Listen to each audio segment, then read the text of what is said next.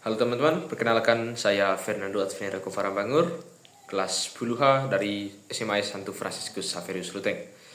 Pada kesempatan kali ini saya akan membahas materi tentang lapisan-lapisan atmosfer.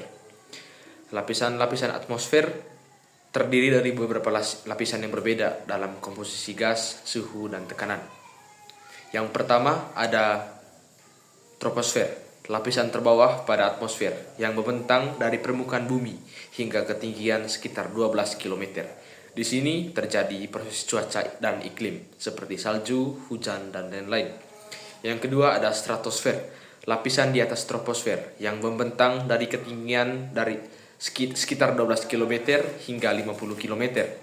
Di sini terdapat lapisan ozon yang melindungi bumi dari radiasi ultraviolet. Yang ketiga, mesosfer, lapisan di atas stratosfer yang membentang dari ketinggian sekitar 50 km hingga 85 km. Di sini terjadi proses kimia dan fisika yang mempengaruhi atmosfer. Yang keempat, termosfer, lapisan di atas mesosfer yang membentang dari ketinggian sekitar 85 km hingga 600 km. Di sini terjadi proses ionisasi dan interaksi dengan radiasi matahari.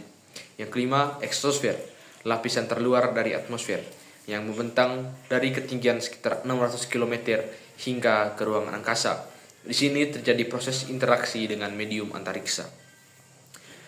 Apa saja fungsi-fungsi dari lapisan atmosfer? Fungsi-fungsinya ialah yang pertama untuk troposfer, mengatur cuaca dan iklim. Stratosfer melindungi bumi dari radiasi ultraviolet. Mesosfer mengatur proses kimia dan fisika atmosfer. Yang termosfer mengatur interaksi dengan radiasi matahari dan eksosfer mengatur interaksi dengan medium Antartika.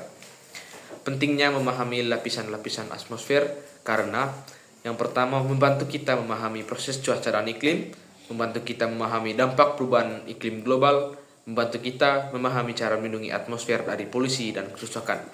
Dalam keseluruhan, memahami lapisan-lapisan atmosfer sangat penting untuk memahami proses yang terjadi di atmosfer dan cara melindungi lingkungan.